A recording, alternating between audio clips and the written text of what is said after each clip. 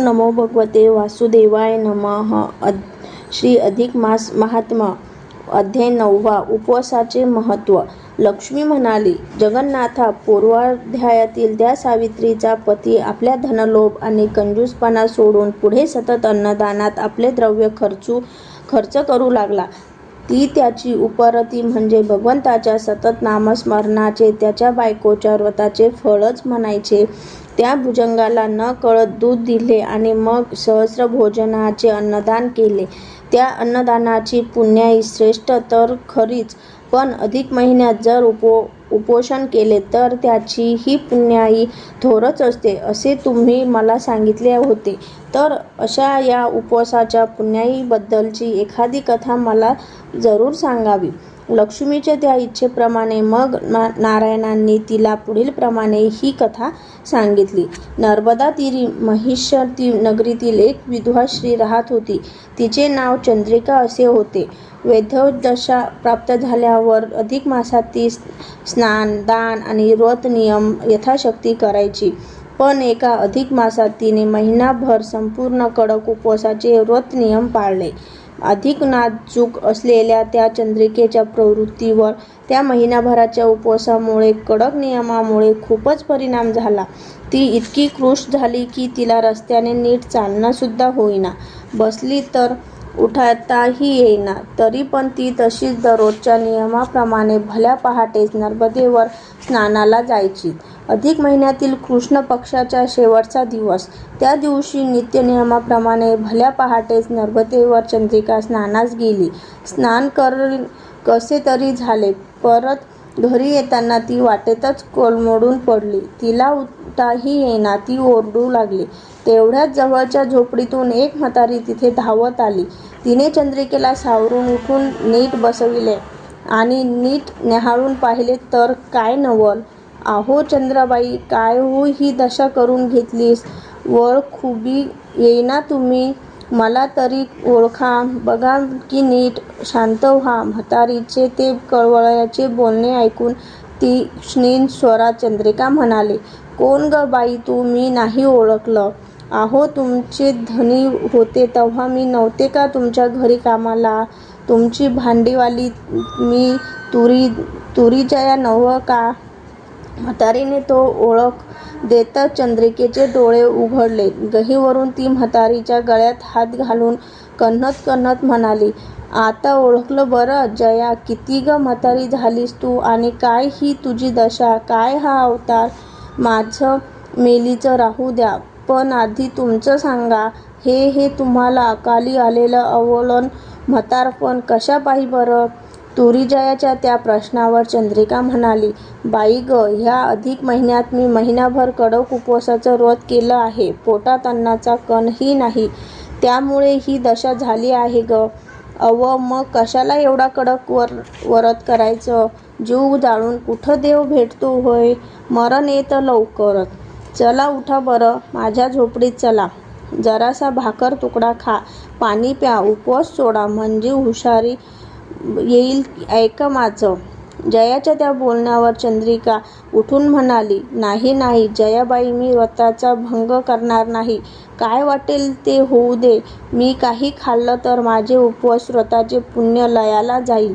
तुमचं ते पुण्य लयाला जाण्याऐवजी मला ह्या जयाला द्या. तेवढंच पुण्य माझ्या तरी पदरी पडलं म्हणे. आम्हा गरिबाला कशाचं व्रत आणि कशाचं पुण्य? सारी पंचायतच चंद्राबाई. हे तुमचं उपवासाचं थोडं तरी पुण्य मला आज द्याच. त्याच्यामुळे माझा पापिनीचा उद्धार होईल. आज ते मोठं पुण्य तुम्हाला लाभेल बघा." जयाची ती विनंती ऐकून चंद्रिका गोंधळली. त्यावेळी घडलेला अनपेक्षित प्रकार, त्यापूर्वीच्या मोलकरीण बाईची ही आगळीच मागणी आणि हा अधिक मास, ही सर्व त्या भगवान पुरुषोत्तमाचीच इच्छा दिसते. त्याशिवाय ही अशी घटना घडलीच नसती, असा विचार चंद्रिकेच्या मनात आला. तिला त्या तुरीजयाची दयाही आली आणि मग तिने झटकन निर्णय घेतला. भरून आणलेल्या झारीतील नर्मदेचे पवित्र पाणी हाती घेऊन ती जयाला म्हणाली, "तुळजाबाई, मी अधिक महिनाभर जे कडक उपवासाचे व्रत केले त्यातील फक्त 1 दिवसाच्या उपवासाचे पुण्य तुम्हाला दान देत आहे. घ्या हे पाणी हातात. तुरीजयाने ते दानाचे उदक आपल्या हातावर घेतले. तेवढ्यात काय आश्चर्य, तिचा देह दिव्य कांतिमान झाला आणि स्वर्गातून एक विमान तेथे आले. विमानातील देवदूतांनी तुरीजयाला सन्मानपूर्वक विमानात बसविले आणि चंद्रिकेला नमस्कार केला.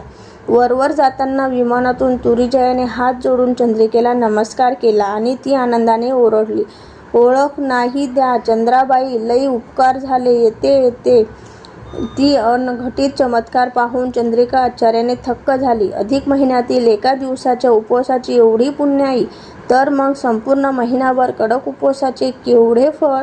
देवदूतांनी मला का बरं त्या विमानात घेतलं नसेल, असा विचार करीत करीत ती कशीबशी घरी गेली. चंद्रिकेच्या मनात सारखा तोच विचार यायचा, पण उत्तर सापडलंच नसे. त्यानंतर 5 अधिक महिने निघून गेले. चंद्रिकेचे व्रत चालूच राहिले. पुढे ती खरोखरच म्हातारी बनली. चंद्रिका एकदा तीर्थयात्रेला वाराणसी क्षेत्रात गेली. तिने गंगास्नान केले, काशी विश्वनाथाचे दर्शन घेतले, क्षेत्र प्रदक्षिणा केली. त्यावेळी आणखी एक चमत्कार झाला. काशीनाथ नावाचा एक तरुण चंद्रिकेपुढे आला. त्याने चंद्रिकेला वाकून नमस्कार केला आणि तो म्हणाला, मला ओळखलं का बाई?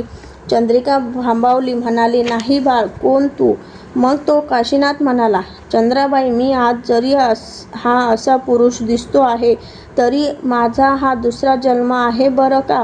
पूर्वजन्मी मी तुमची भांडेवाली मोलकरीण तुरीजया होतो.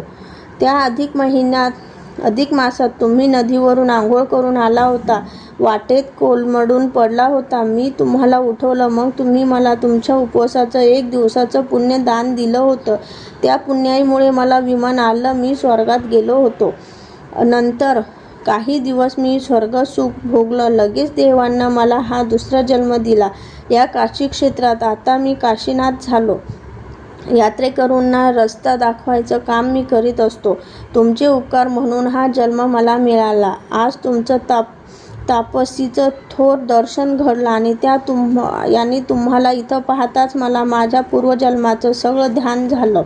त्या काशीनाथाने तो सारा वृत्तांत सांगताच आणि त्यानं चंद्रिकेला थोर तापसी पुण्यवती म्हणताच चंद्रिकेला एकदम गहिवरून आलं. तिनं काशीनाथाच्या गळ्यात गळा घालून मोठ्याने हंबरडा फोडला, अगं जया, मी अधिक मासातील फक्त 1 दिवसाचं पुण्य तुला दान दिलं.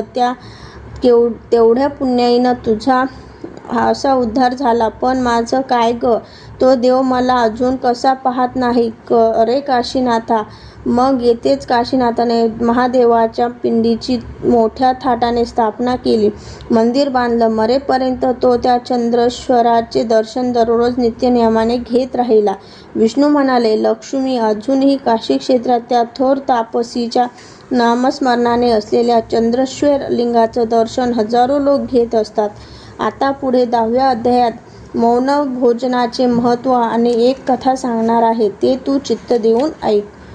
ओम नमो भगवते वासुदेवाय नमः.